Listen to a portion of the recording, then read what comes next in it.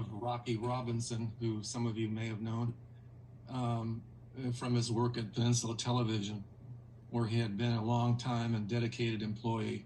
Rocky, at the time of his passing, was only 49 years old and was one of the finest people I've ever met. He was an extraordinary person in terms of the technology of running a television station. He was a talented editor, videographer. He was a lighting specialist, an audio expert. And plus, he just really loved the craft of doing film and TV shows. Whether it was government meetings or music or his many voiceovers, he was truly a remarkable person. He was one of the first to work at Peninsula Television and also one of the last. And Rocky could have been employed at any major television station, but he chose, thankfully, to remain at Peninsula Television.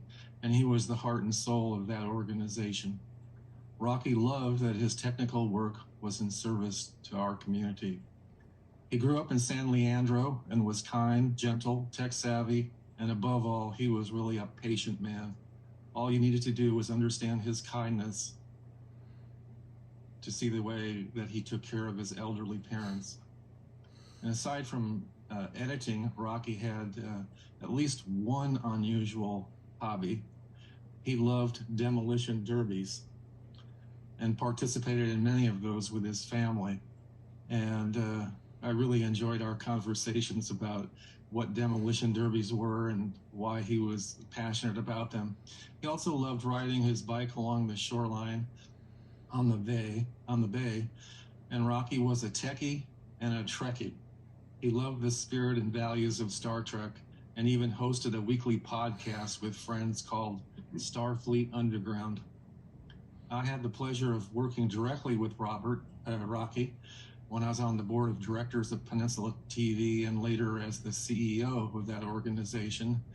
And I learned a great deal from Rocky and watching him and kind of following him around the studio. He was truly an amazing person. And he's the glue, really, as I said, that kept that organization together.